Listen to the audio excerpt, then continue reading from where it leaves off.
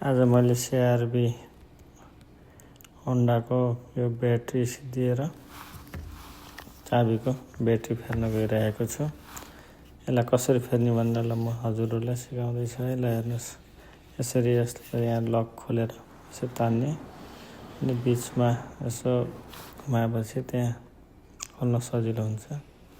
त्यसरी ओपन गर्ने, ओपन गरिसकेपछि यसरी ब्याट्रीलाई निकाल्ने ब्याट्री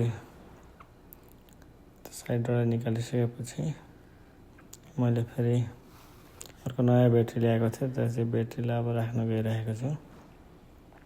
यसै ब्याट्री राखिसकेपछि यसलाई फेरि पुनः बन्द गरिदिने, लक गरिदिने, लक अनि अब हुन गइरहेछ।